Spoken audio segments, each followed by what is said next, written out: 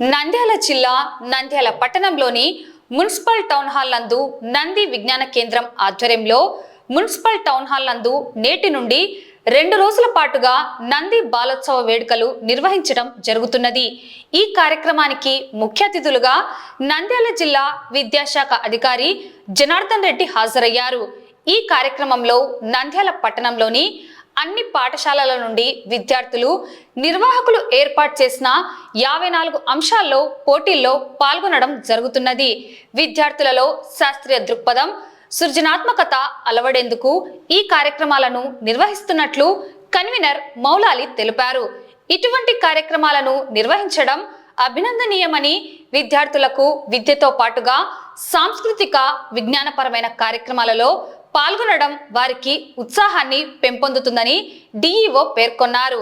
నిర్వాహకులను ఈ సందర్భంగా అభినందించారు। కార్యక్రమంలో పట్టణ ప్రముఖులు వైద్యులు తదితరులు పాల్గొన్నారు।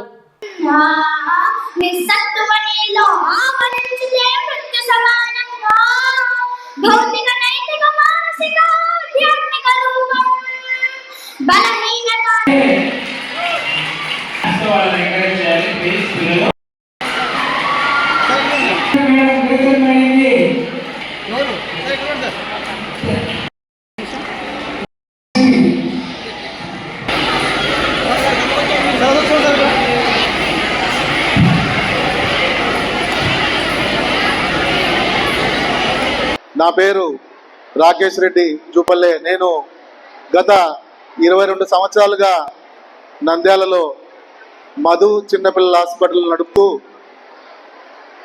బాలబాలికల ఆరోగ్య సమస్యలలో సలహాలు సూచనలు ఇస్తున్నాను।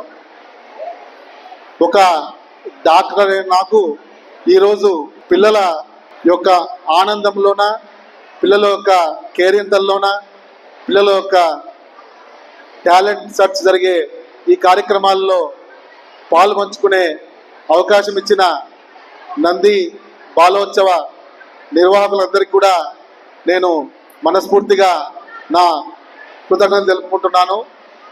ఈ కార్యక్రమం మీలోని వివిధ రంగాల్లో ఉండే కళలను ప్రోత్సహించడం కాకుండా వాటిని ప్రదర్శించి వాటిలోన మీకున్న జిజ్ఞాసని, మీకున్న టాలెంట్ని వెలికి తీయడమే కాకుండా మున్ముందు మీరు మరింత ఉన్నత శిఖరాలకు ఎదగాలని దారి చూపే ఒక కార్యక్రమం ఇది। నంది బాలోత్సవం పట్టణాన్ని పిల్లలందరూ ఎంతో చురుగ్గా పాల్గొని ఇది నిజంగా ఒక పండగలాగా మీరందరూ దీన్ని ఎంజాయ్ చేయాలని కోరుకుంటూ నాకు ఈ అవకాశం ఇచ్చిన వారికి నంది బాలోత్సవం వారికి నా ధన్యవాదాలు తెలుపుకుంటున్నాను। నంది బాలోత్సవం వరుసగా 2 సంవత్సరాలు జరుపుకునేది 3వ సంవత్సరము। సో ఇందులో టోటల్గా 41 విభాగాల్లో మీకు కాంపిటీషన్ అనేది పెడతా ఉన్నారు। అకాడమిక్ అండ్ కల్చరల్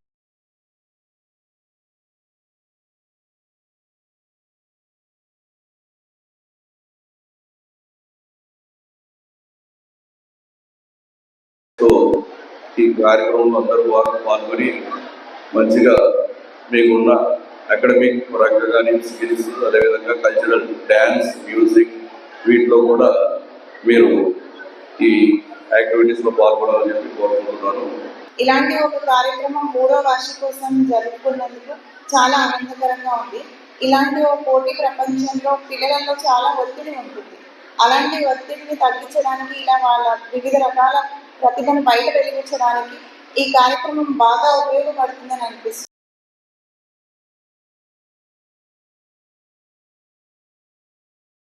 నంది బాలోత్సవ సందర్భంగా ఈరోజు అన్ని పాఠశాలల నుంచి విద్యార్థులు, ఉపాధ్యాయులు పెద్ద ఎత్తున ఇక్కడ పార్టిసిపేట్ చేయడం జరిగింది। నిజంగా నంది బాలోత్సవం మన నంద్యాలలో జరగడం మనకు చాలా గర్వకారణం। నిజంగా ఈ అంతటికి కారణమైన ఈ నంది బాలోత్సవ కమిటీ మెంబర్స్ మనము చాలా థ్యాంక్స్ చెప్పాలి। ఎంతో శ్రమ కోర్చి ఎన్నో రోజుల నుంచి ప్లాన్ చేసి, చాలా చక్కగా ప్లాన్ చేసి మన నంద్యాల పాఠశాలలో అన్ని పాఠశాలలకు ఇన్ఫర్మేషన్ ఇచ్చి పిల్లలందరినీ కూడా ఇక్కడ పిలిపించి ఈరోజు రేపు ఈ కార్యక్రమం నిర్వహించడం మనకంతా కూడా చాలా గర్వకారణం। పిల్లలందరూ కూడా చాలా ఉత్సాహంగా ఈ కార్యక్రమంలో పార్టిసిపేట్ చేస్తున్నారు।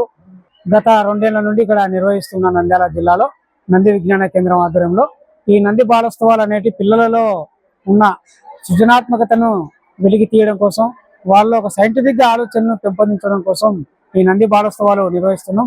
ఈ రోజు సమాజంలో వివిధ రకాల మూఢనమ్మకాలు పెరిగిపోతున్నాయి. మూఢనమ్మకాలతో వివిధ ఇదిగా అయిపోతున్నాయి. సమాజమే మూఢత్వం పెరిగిపోతే సమాజమే అంధకారం లేకపోతుంది. కాబట్టి పసి హృదయాల నుండే ఒక సైంటిఫిక్ ఆలోచనను పెంపొందించడం కోసం, ఈ మూఢత్వాన్ని నిర్మూలించడం కోసం ఈ కార్యక్రమాలు అనేటివి నిర్వహిస్తున్నాం. ఈ 2 రోజుల పాటు మన ఈ municipal town hall, Ramakrishna degree college, Vivekananda auditorium, అక్కడ సాంస్కృతిక కార్యక్రమాలతో పాటు వ్యాసరచన, ప్రకృత్వ తదితర దాదాపు 54 పోటీలు నిర్వహించి వాళ్ళలో ఫస్ట్, సెకండ్, థర్డ్ వచ్చిన పిల్లలకు బహుమతులు అందజేయడం, వాళ్ళను ఎంకరేజ్ చేయడం కోసం ఈ కార్యక్రమం నిర్వహిస్తున్నాం. మనం ఇక్కడ నంది విజ్ఞాన కేంద్రం ఆధ్వర్యంలో నంది బాలోత్సవాలను గత 3 సంవత్సరాలుగా నిర్వహించుకుంటున్నాము. అయితే నంది బాలోత్సవాల ముఖ్య ఉద్దేశం ఏంటంటే, ఈ రోజు సెల్ ఫోన్ వల్ల పిల్లల్లో క్రియేటివిటీ అంటే సృజనాత్మకత అనేది లేకుండా పోయింది. అంటే ఎప్పుడు ఏ విషయమైనా ఈ రోజు మనం దేని మీద ఆధారపడినామంటే మనకి ఏ విషయాలు గుర్తుండడం లేదు.